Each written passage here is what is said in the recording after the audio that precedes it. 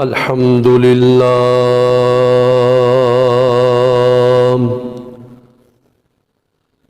الحمد لله نحمده ونستعينه ونستغفره ونؤمن به ونتوكل عليه ونعوذ بالله من شرور أنفسنا ومن سيئات أعمالنا من يهده الله فلا مضل له ومن يضلله فلا هادي له ونشهد أن لا إله إلا الله وحده لا شريك له ونشهد أن سيدنا ومولانا وملجانا وحبيب قلوبنا وطبيب قلوبنا محمد صلى الله عليه وسلم وعلى آله وأصحابه وأزواجه وذرياته وأولياء ملته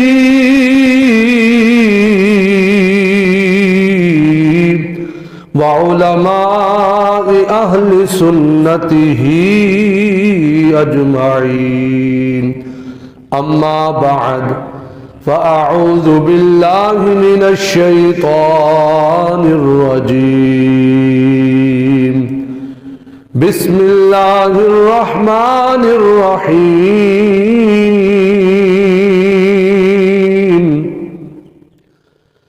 واعبدوا الله ولا تشركوا به شيئا وبالوالدين إحسانا وبذي القربى واليتامى والمساكين والجار ذي القربى والجار الجنب والصاحب بالجنب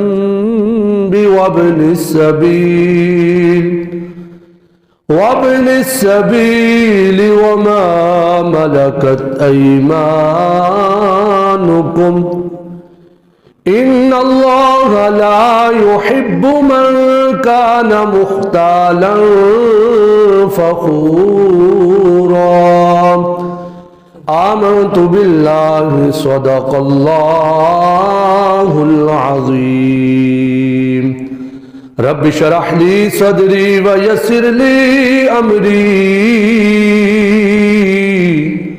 واحلل عقدة من لساني يفقه قولي قال الله تبارك وتعالى في شان حبيبي إن الله وملائكته يصلون على النبي يا أيها الذين آمنوا صلوا عليه وسلموا تسلیما باوعد بلند جم کا درود و سلام کا نذرانہ پیش کیجئے اور یہ صلاۃ و سلام علیک یا رسول اللہ الصلاۃ والسلام علیک یا حبیب اللہ الصلاۃ والسلام علیک یا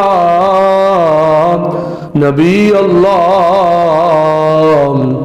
وعلى آلك وأصحابك يا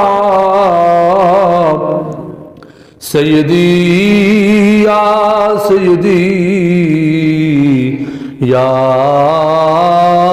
نور الله بلغ العلا بكماله کشف الدجا بجمالہ حسنت جمیع خصالہ صلو علیہ وآلہ مولایا صلی وسلم دائما ابدا علی حبیبک خیر الخلق کلہم یا ربی بالمصطفیٰ بلغ مقاصدنا واغفر لنا ما مضى یا واسع الکرم سب سے اولا ہمارا نبی سب سے بالا ہمارا نبی سب سے بالا ہمارا نبی اپنے مولا کا پیارا ہمارا نبی دونوں عالم کا دولا ہمارا کون دیتا ہے دینے کو منہ چاہیے کون دیتا ہے دینے کو منہ چاہیے دینے والا ہے سچا ہمارا نبی دینے والا ہے سچا ہمارا نبی سب سے اولا ہمارا نبی سب سے بالا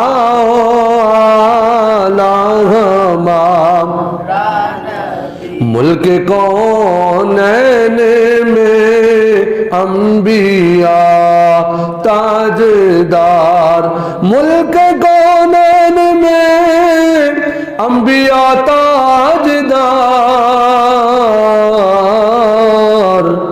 تاجداروں کا آقا ہمارا نبی تاجداروں کا آقا ہمارا نبی سب سے اولا ہمارا نبی سب سے بالا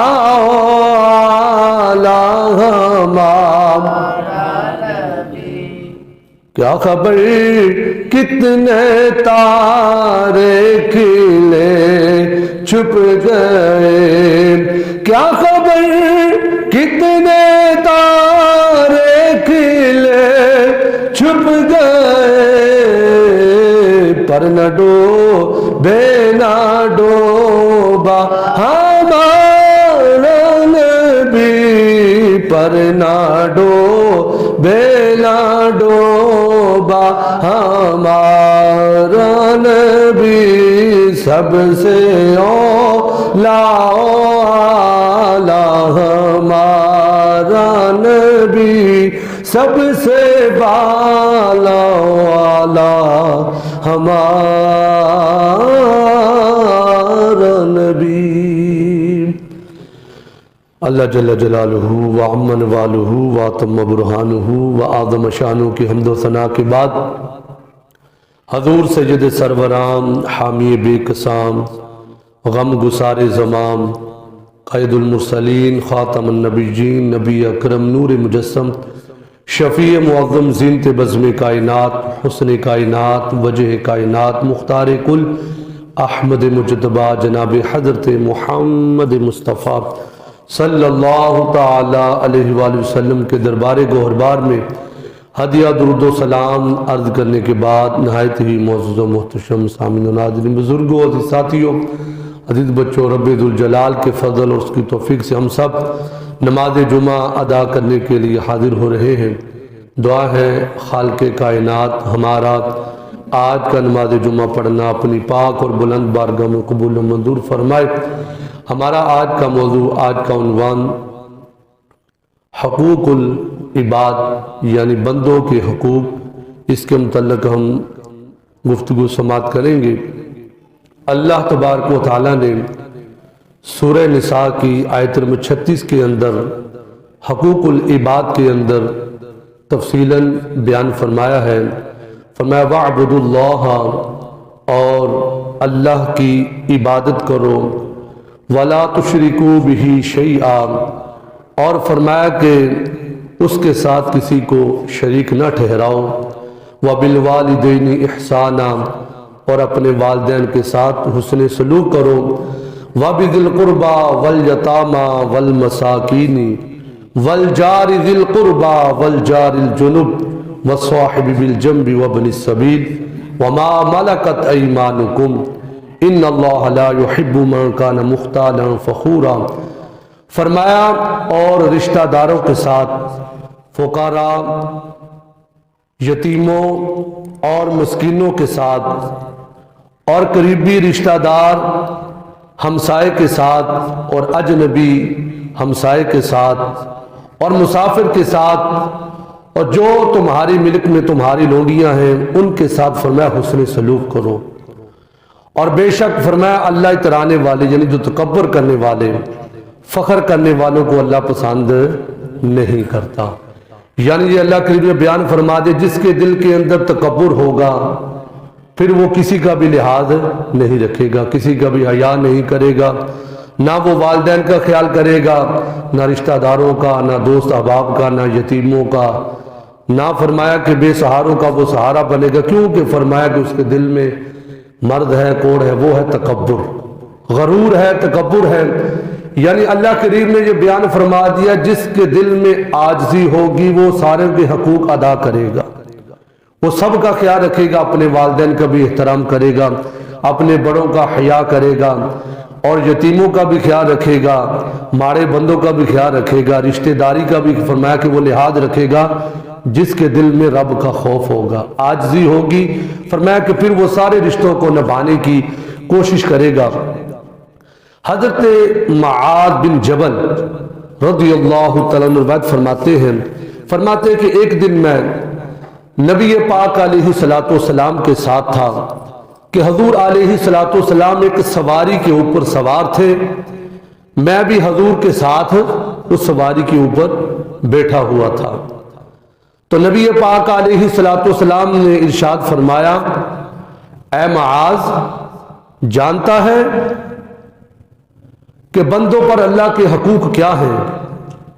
تو حضرت معاذ، ہر صحابی کا یہی جملہ ہوتا تھا، سونیا تسی جانو تھوڑا رب جانے، سبحان اللہ، یہ ہر صحابی کا جملہ ہوتا تھا، صرف یہی نہیں کہ اللہ ہی جانتا ہے، نہیں، یہ صحابہ کا عقیدہ تھا، اللہ بھی جانتا ہے، اللہ کے پیارے بھی جانتے ہیں، یہ میرے نبی کی شان ہے۔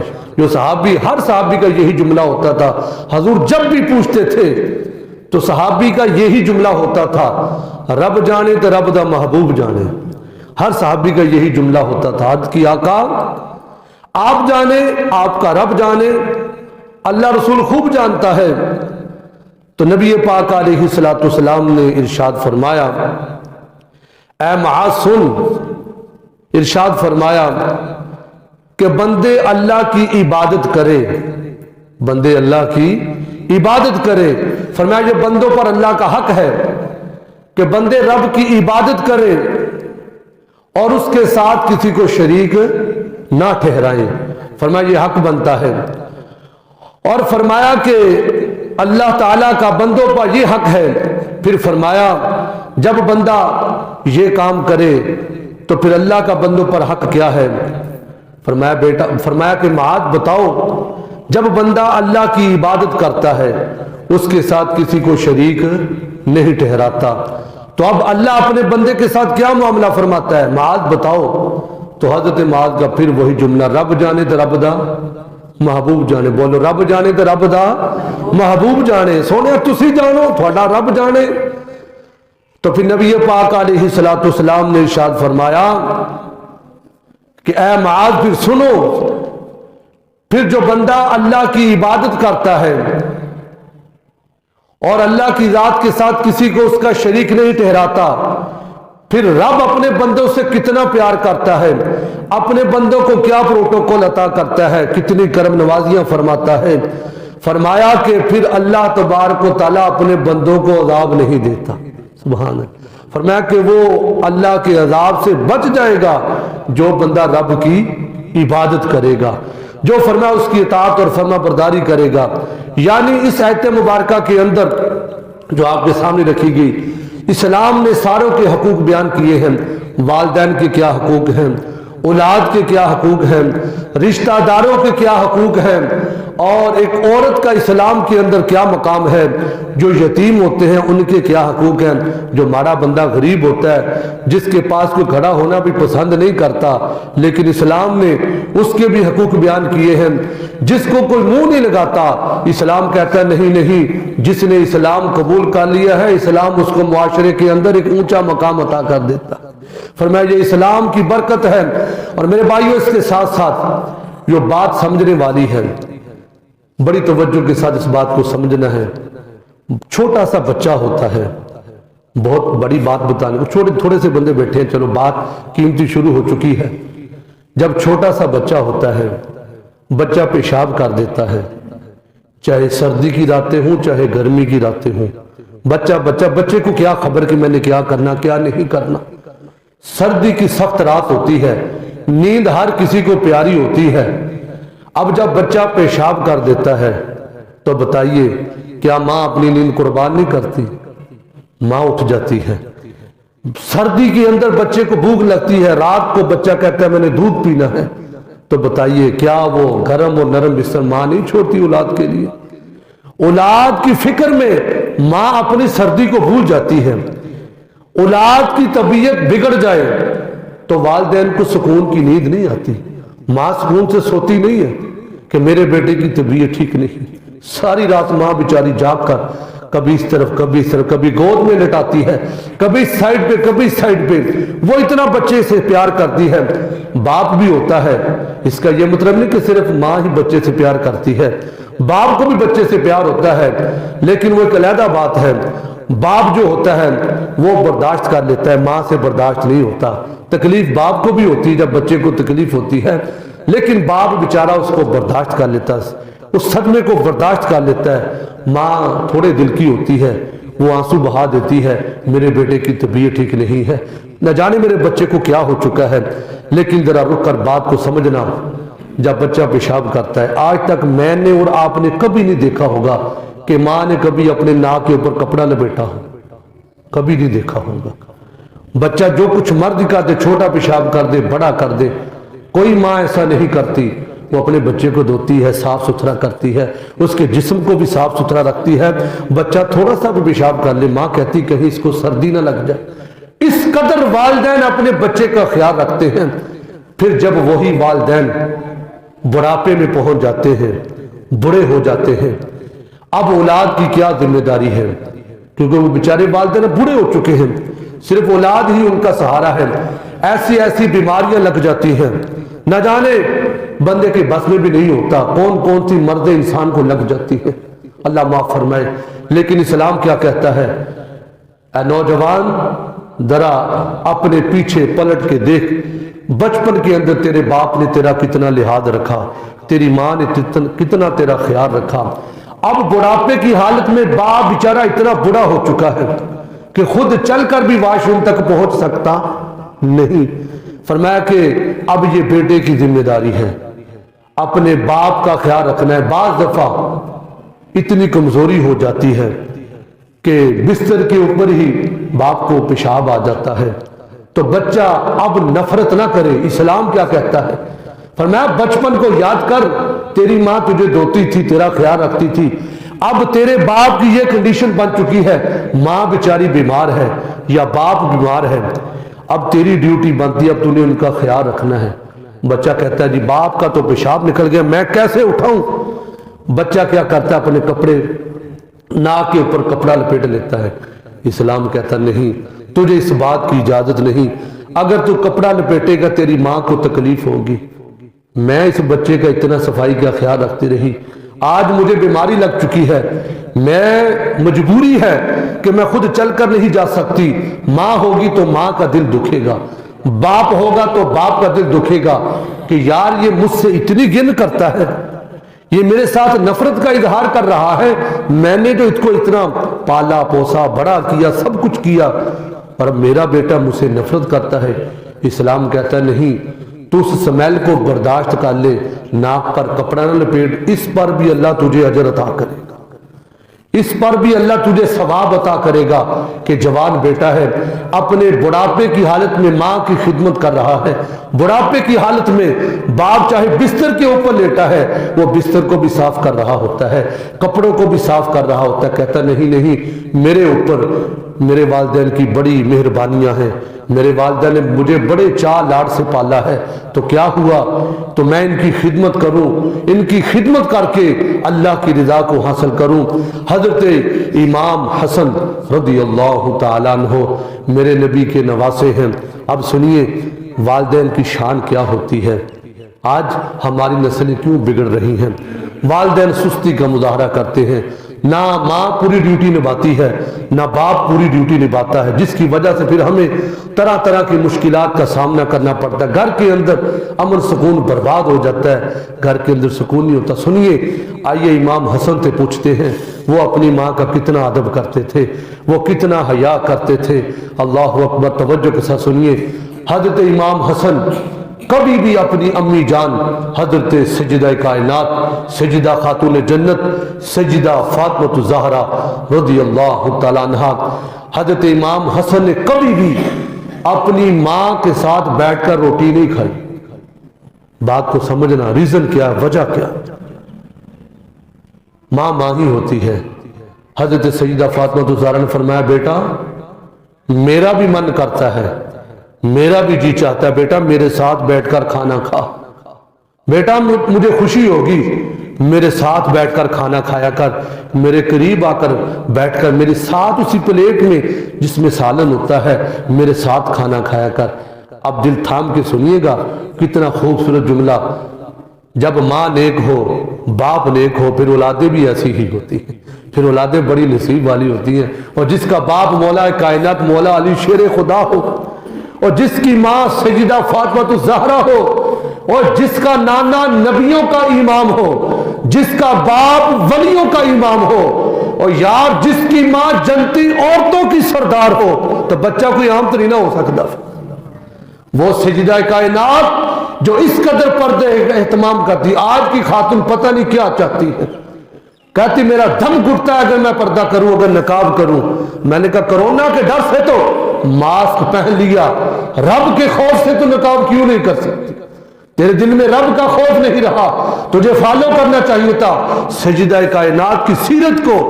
وہ کہتی ہے کہ میرا جنازہ بھی اٹھے تو رات کے اندھیرے میں اٹھے، اس قدر وہ پردے کا اہتمام فرماتی۔ فرمایا بیٹا میرا بھی جی چاہتا ہے میرے ساتھ بیٹھ کر کھانا کھایا کر۔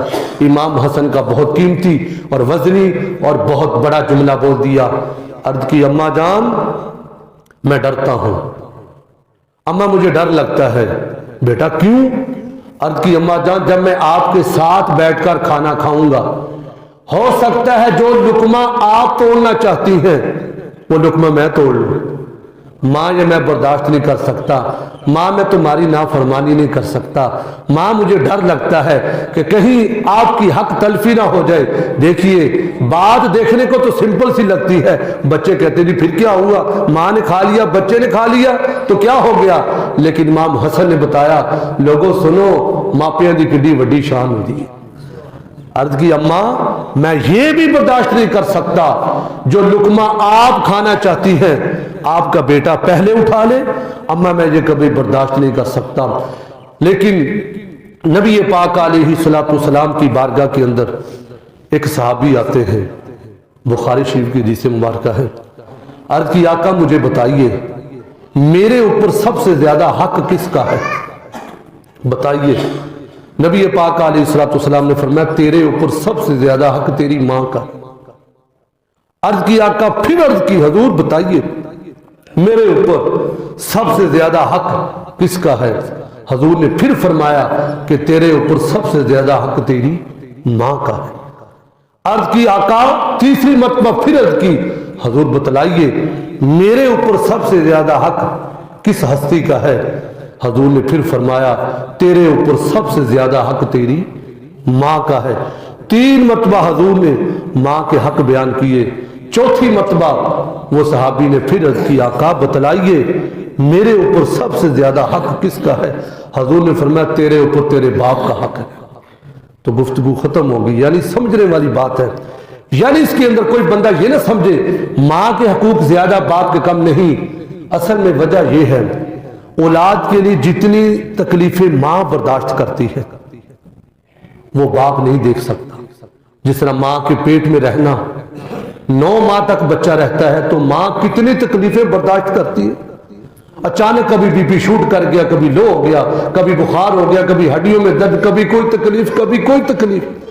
فرمایا کہ وہ ماں ہوتی ہے جو سارے صدمے برداشت کرتی صرف اپنی اولاد کے لیے، ساری تکلیفیں برداشت کرتی ہے، ڈاکٹر کے پاس جاتی ہے کہ کوئی انجیکشن لگا دو تاکہ میرے بچے کو کوئی نقصان نہ پہنچے، تو ڈاکٹر کہتا ہے کہ ماں سن تجھے اتنی فکر ہے اپنے بچے کی، انجیکشن تو لگ جائے گا لیکن تیری ہڈیوں کے لیے نقصان ہے، تیری ہڈیاں کمزور پڑ جائیں گی، دل تھام کے سننا۔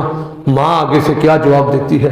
ماں کہتی ہے کوئی بات نہیں، میری طبیعت بگڑتی ہے تو بگڑ جائے، مجھے اپنی ہڈیوں کی پرواہ نہیں، بس میرا بچہ سلامت چاہیے۔ اتنے صدمے ماں برداشت کرتی ہے، پھر یہی بچہ جب جوان ہوتا ہے کہنا ابا جی تسی میرے واسطے کیتا کی، اماں تو میرے واسطے کیتا کیے۔ عرض کی نہ بتائیے کیا میں نے ماں کا حق ادا کر دیا؟ کندھوں کے اوپر بٹھا کر ماں کو حج کروائے۔ پوچھا حضور بتلائیے میں نے کندھوں کے اوپر بٹھا کر اپنی ماں کو حج کروائے ہیں، کیا ماں کا حق ادا ہو گیا؟ فرمایا نہیں، جب تیری پیدائش ہوئی تھی اس وقت تیری ماں کو جو تکلیف ہوئی تھی، جو اس نے برداشت کی تھی، تو ایک جھٹکے کا اس کا حق نہیں ادا کر سکا جس وقت تیری پیدائش کے وقت تیری ماں نے اس دکھ درد کو برداشت کیا تھا، تو ماں کا حق ادا کر سکتا نہیں۔ یہ شان ہے۔ تو نبی پاک علیہ السلام نے 3 مرتبہ ماں کا درجہ بتلایا، چوتھی مرتبہ فرمایا کہ تیرا باپ ہے اس کا بھی خیال رکھ۔ پھر نبی پاک علیہ السلام کے غلاموں، اب یہ ترمذی شریف کی حدیث مبارکہ ہے، اسلام جو ہے نا دیکھیے کس قدر حقوق بیان کر رہا ہے۔ حقوق العباد ہی ہمارا موضوع ہے، بندوں کے حقوق۔ فرمایا جو بندہ یہ دیکھنا چاہتا ہے کہ کیا میرے اوپر میرا رب راضی ہے، ہم جتنے بیٹھے ہیں، ہم نماز جمعہ پڑھنے آئے ہیں، ہمارا رب ہم سے راضی ہو جائے، اللہ کرے جمعہ سے پورا پڑھیے، جو رکعتیں ہیں جمعہ کی 8 دن تو بعد چوئی ڈنڈی نہیں 14 رکعتیں اللہ کرے پوری پڑھیے، 8 دن تو بعد جمعہ اندہ پورا پڑھیے، لیکن ہم سب کس لیے حاضر ہوتے ہیں کہ اللہ ہم سے راضی ہو جائے۔ ہمارا رب ہم سے، بولیے یار ہمارا رب ہم سے، اللہ کرے جیڑا بول دا رب بھی فرماوے جا میرے بندے میں تے تو راضی ہو گیا، ہمارا رب ہم سے راضی ہو جائے۔ لو قاعدہ لے جائیے، حدیث مبارکہ نے بتا دیا۔ اگر دیکھنا چاہتے ہو کہ میرا رب مجھ سے راضی ہے، فرمایا جس کے اوپر اس کا باپ خوش ہے اس پر رب خوش ہے، جس کا باپ اولاد سے راضی ہے فرمایا کہ اس پہ رب راضی ہے، جس نے ماں باپ کو ستایا، جس کے اوپر ماں باپ ناراض ہیں تو وہ کبھی نہ سوچے میرا رب مجھ سے راضی ہو سکتا ہے۔ فرمایا رب بھی اس سے ناراض ہے جس سے والدین ناراض ہوتے ہیں۔ لیکن نبی پاک علیہ السلام کے غلاموں، پیارے آقا کریم علیہ السلام نے کس قدر خوبصورت جملہ ارشاد فرمایا۔ حضور ارشاد فرماتے ہیں 4 بندے ایسے ہیں، کتنے بندے؟ 4 بندے ایسے ہیں جب وہ مر جائیں گے کوئی بندہ انہیں جنت میں جانے سے روک نہیں سکتا۔ فرمایا ادھر سے روح پرواز کرے گی، اللہ کے فضل سے وہ 4 بندے خوش نصیب ہیں، جیسے ہی روح نکلتی ہے اللہ ان کو جنت عطا کر دیتا ہے۔ تو سنیے وہ 4 بندے کون کون سے ہیں۔ فرمایا پہلے نمبر پر، سب سے پہلے نمبر پر وہ بندہ جو اگر کہیں زندگی میں کبھی غلطی ہو گئی تو سچی توبہ کر لے۔ کیا کر لے؟ سچی توبہ کر لے۔ صرف توبہ نہیں، سچی پکی توبہ، مولا آج کے بعد میں کوئی نماز نہیں چھوڑوں گا، مالک میں ساری نمازیں پڑھوں گا، مالک قرآن پڑھوں گا، مالک تیری بارگاہ میں جھکا کروں گا، فرمایا سچی توبہ کر لے، مولا آئندہ میں کبھی کوئی گناہ نہیں کروں گا۔ حضور فرماتے ادھر بندہ سچی توبہ کرتا، اللہ فرماتا جا میں نے تجھے جنت عطا کر دی۔ یہ پہلا خوش نصیب بندہ ہے۔ دوسرا پھر نبی پاک علیہ السلام نے ارشاد فرمایا دوسرا خوش نصیب بندہ وہ ہے جس نے والدین کو راضی کر لیا، اللہ اسے جنت عطا کر دے گا۔ جس نے والدین کو راضی کر لیا، فرمایا اللہ اس کی بخشش کر دے گا۔ تیسرا فرمایا وہ بندہ جس کی اولاد بہت زیادہ تھی لیکن اس کی آمدنی بہت تھوڑی تھی، جس طرح آج کل کے حالات ہیں، مہنگائی عروج پر ہے۔ فرمایا اس کے گھر کے اولاد بہت زیادہ تھی لیکن جو ذرائع آمدنی تھی بہت تھوڑے پیسے آتے تھے، لیکن وہ کرتا کیا تھا؟ فرمایا چاہے تھوڑے آتے تھے وہ روکھی سوکھی کھا لیتا تھا لیکن حرام کا لقمہ اپنے بچوں کو نہیں کھلا، حلال کی روزی کماتا تھا، حلال کی روٹی لے کر آتا تھا، خود بھی حلال کی کھاتا تھا، کہتا تھا بیٹو روکھی سوکھی کھا لو لیکن ہم حق حلال کی کھائیں گے، حرام کے قریب بھی نہیں جائیں گے۔ فرمایا جو حلال کی روزی کما کر بچوں کو کھلاتا ہے اللہ اسے بھی جنت عطا کر دیتا ہے۔ سبحان اللہ۔ چوتھا بندہ وہ نبی پاک علیہ السلام نے ارشاد فرمایا جو عورت اس حال میں اس کا انتقال ہوا کہ اس کا شوہر اس پر راضی ہے، اس کا شوہر اس پر راضی ہے کہ یہ میرا وہ ساتھی ہے جس نے پوری زندگی میرا ساتھ دیا، خوشی غمی اوکھے سوکھے ویلے اس نے بہت ساتھ نبھایا، وہ شوہر کہے اگر اس سے کبھی ہو جائے موت تو ایک دن آنی ہی آنی ہے، لیکن اس حدیث کو ہمیشہ یاد رکھنا، اگر بیوی اللہ کو پیاری ہو جائے تو اس کے پاس کھڑے ہو کر اس حدیث پر عمل بھی ہو جائے گا، اس خاتون کے لیے اگلی منزلیں بھی سکھی ہو جائیں گی۔ فرمایا جس نے یہ کہہ دیا مالک میں اپنی بیوی سے راضی ہوں، فرمایا اللہ اس عورت کو بھی جنت عطا کر دیتا۔ اللہ اکبر۔ جس سے اس کا شوہر راضی ہے۔ نبی پاک علیہ السلام کے غلاموں، حضور علیہ السلام کس قدر ہمیں حقوق اللہ کے ساتھ ساتھ حقوق العباد کا حکم دیتے ہیں۔ اللہ پاک نے ارشاد فرمایا ان اللہ یأمر بالعدل والاحسان وایتاء ذی القربى۔ اب یہ رشتہ داروں کے حقوق بیان کیے گئے، پہلے میں نے والدین کے حقوق، اب رشتہ داروں کے حقوق بیان کیے گئے ہیں۔ اللہ تبارک و تعالیٰ فرماتا ہے اللہ تمہیں عدل اور احسان کا حکم دیتا ہے اور رشتہ داروں کے ساتھ اچھائی کا، ان کو دینے کا اور ان کو عطا کرنے کا حکم دیتا ہے۔ اب حضور کی حدیث مبارکہ سنیے، حضور ارشاد فرماتے ہیں تمہارا سب سے افضل صدقہ کون سا ہے؟ اگر اللہ کے راستے میں کوئی چیز خرچ کرتا ہے، فرمایا جو رشتہ دار دیکھا کہ واقعی ماڑا ہے لیکن تجھ سے ناراض ہے، واقعی وہ مستحق ہے، اس کے بچے بھوکے ہیں لیکن وہ تیرے کے ساتھ اس لیے مطالبہ نہیں کرتا، تیرے ساتھ ناراض ہے، لیکن حضور کیا ارشاد فرماتے ہیں جو ناراض رشتہ دار کو صدقہ دے گا، فرمایا کہ اللہ اس کو ڈبل ثواب عطا فرمائے، اس کو ڈبل اجر عطا فرمائے گا، ایک رشتہ داری کا اور دوسرا صلہ رحمی کا، کہ اس نے ناراضگی کے باوجود بھی فرمایا اس کا خیال رکھا ہے۔ نبی پاک علیہ السلام نے ارشاد فرمایا جو تم سے تعلق توڑے تو اس سے جوڑ۔ یہ بڑا لطیف جملہ ہے، فرمایا کہ تو اس سے توڑنے کی کوشش کر رہا ہے، ٹوٹنے کی کوشش کر رہا ہے، پیارے نبی پاک علیہ السلام نے فرمایا تو اس کو اس کے ساتھ جوڑنے کی کوشش کر۔ نبی پاک علیہ السلام نے ارشاد فرمایا 3 بندے ایسے ہیں جو جنت میں نہیں جا سکیں گے۔ کتنے بندے؟ 3 بندے ایسے ہیں فرمایا جو جنت میں داخل نہیں ہوں گے۔ ان کے اندر فرمایا سب سے پہلے نمبر پر جو احسان جتلاتا ہے، جو کسی نے 100 روپیہ دے ہی چھڑیا اور چل میرا کام کرتے میں 100 روپیہ دیتا سی، وہ کی ہو گئے جو 100 دیتا ہے، 200 دا تو جھٹکا مار چھڑیاں رو پانا ہے۔ حضور کی حدیث اگر کسی کے ساتھ ہم نے احسان کیا ہے تو اس احسان کو جتلانا نہیں چاہیے، لوگوں کے سامنے نہیں بیان کرنا چاہیے میں انہوں نے پیسے دیتے اتنا دیتا، فرمایا نہیں، تم اس کو مخفی رکھو، اس کا صلہ رب سے مانگو، مالک میں نے تیری مخلوق سے پیار کیا ہے۔ فرمایا کہ جو احسان جتلاتا ہے اللہ اس کو جنت نہیں دے گا۔ دوسرا فرمایا جو شراب بیچنے والا ہے اس کو بھی اللہ جنت میں جگہ نہیں عطا کرے گا۔ اور تیسرا فرمایا جو تعلق توڑتا ہے، چھوٹی سی بات پہ رشتہ داریاں ٹوٹ جاتی ہیں، وہ جو سیانے بندے کہتے ہیں نا اسی کنا دے کچے ہو گئے ہیں تو رشتے بھی انہیں کچے ہو گئے ہیں. پہلے اسی کنا دے پکے ہوندے سن, ساڈے رشتے بھی پکے ہوندے سن. ہن تیسرے بندے نے آ کر تیلی لگا دی تھی, وہ تیرے بھائی نے تیرے بارے میں ایسے کہا. او بھائی اگر اس نے تیرے ساتھ کوئی آ کر بات کی, تیرا حق بنتا ہے اس کی تحقیق کر. اس بیچارے کو پتہ بھی نہ ہو, تیرے دل کے اندر بدگمانی پیدا ہو جائے, اس کے بارے میں غلط فیصلہ کر بیٹھے, ٹھیک ہے میں اندر کول نہیں جانا, ساڈا مرن جی نہیں ختم ہو گیا. بڑا جملہ بولے دڑم کر کے چھوٹی یہ ناراضگی لے بھی ساڈا مرن جین ختم. لیکن نہیں, حضور ارشاد فرماتے ہیں اتنے جذباتی نہیں. فرمایا جو تجھ سے توڑ رہا ہے تو اس کو جوڑ. فرمایا جو تعلق توڑتا ہے, والدین کو ناراض کرتا ہے, رشتہ داریاں توڑتا ہے, بہن بھائیوں سے تعلق توڑتا ہے, اس بندے کو بھی فرمایا کہ اللہ جنت عطا نہیں کرے گا.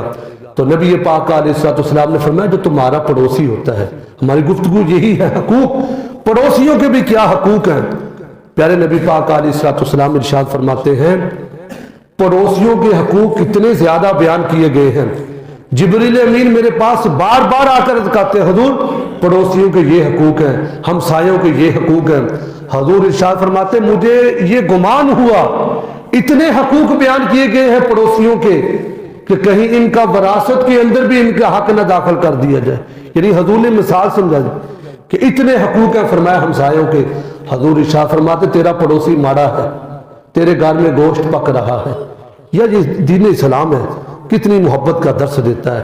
فرمایا تیرے گھر میں گوشت پک رہا ہے اور تیرا پڑوسی بیچارہ یتیم بچے ہیں مثال کے طور پر. فرمایا تیرے گھر میں گوشت پک رہا ہے, دھواں اٹھے گا, خوشبو پھیلے گی. فرمایا کہ وہ یتیم بچوں کے دل پر گیا گزرے گی. ہمیں ہمارے نبی نے کیا حکم دیا, فرمایا ایک پیالی پانی دی ود پالا, ایک پیالی پانی دی ود پالا. فرمایا اگر تو اس کو بوٹی نہیں دے سکتا کم سے کم ایک شوربے کی پیالی ہی دے دے, ان بچوں کا بھی دل خوش ہو جائے گا. فرمایا تو سمجھ نہیں سکتا جب ایک بندے کو ہم خوشی دیتے ہیں تو اللہ کی ذات کتنی اس پہ خوش ہوتی ہے. تو ہمارے پیارے نبی صلی اللہ علیہ وسلم کس قدر ہمیں یہ باتیں سمجھاتے ہیں. ایک دن کیا ہوا, حضور علیہ السلام کے غلاموں جب ہمارے دروازے پر کوئی سوالی آتا ہے, بڑی توجہ کے ساتھ سننے والی بات, ہمیں اس کو جھڑکنا نہیں چاہیے, ان دبکے نہیں مارنے چاہیے. اگر دے سکتے ہیں تو دے دیں, نہیں دے سکتے تو اس کے ساتھ ہم سختی نہ کریں. کیسے؟ حضرت ابو ہریرہ فرماتے ہیں سنو, فرماتے ہیں کہ ایک دن مجھے بہت سخت بھوک لگی تھی. یہ ہمارے نبی کتنا لوگوں کا خیال رکھتے ہیں, کتنا بندوں کا احترام بتاتے ہیں کہ مسلمان کا وقار کیا ہے. حضرت ابو ہریرہ فرماتے ہیں میں مسجد کے باہر میں ایک ایسی جگہ پر بیٹھ گیا کہ جہاں سے ہر بندے کا گزر ہوتا ہے, تو میں وہاں پر بیٹھ گیا. چلو کوئی آئے گا اس سے میں سوال کروں گا, کوئی دینی مسئلہ پوچھوں گا, تو چہرے پر بھوک کے اثار دیکھ کر وہ بندہ پہچان لے گا کہ ابو ہریرہ کو بھوک لگی ہے. فرماتے میں بیٹھا تھا, حضرت ابو بکر صدیق آگے, میں نے مسئلہ پوچھا, حضرت یہ مسئلہ بتا دے. حضرت ابو بکر صدیق نے اس سوال کا جواب دیا تو چلے گئے. تو ابو ہریرہ فرمانے لگے اصل مسئلہ تو حال ہی نہیں ہوا, جو اصلی مسئلہ تھا وہ تو حال ہی نہیں ہوا, بھوک لگی ہوئی ہے. اتنے میں عمر فاروق آ جاتے ہیں. حضرت ابو ہریرہ نے پھر کوئی دینی مسئلہ پوچھ لیا. اب کیا ہوا, حضرت عمر فاروق نے مسئلے کا جواب دیا تو چلے گئے. اتنے میں میری سرکار تشریف لے آئے.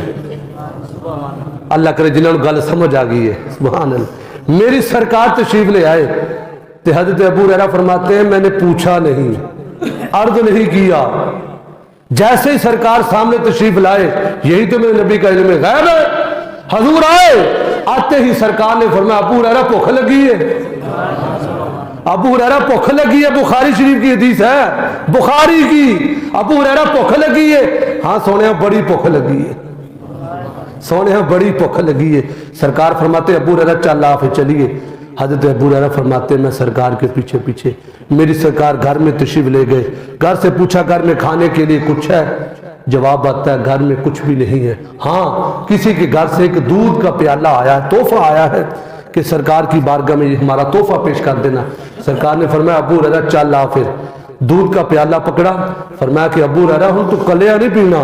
ساڈے مدرسے تے جننے طالب علم نے صحابہ صوفہ دے چبوترے تے جننے صحابہ نے سارے نو بلا لیا. ابو ہریرہ عرض کر دے میں دل وچ سوچیا سونے ایک پیالہ ہے تو 70 بندے نے, سونے ایک پیالہ دودھ دا تو 70 بندے پین گے. سونے گل بن دی جن دل دے وچ سوچ رہے نے جدو سارے صحابہ آ کے بیٹھ گئے سرکار نے فرمایا ابو ہریرہ سجے پاسے شروع ہو جا.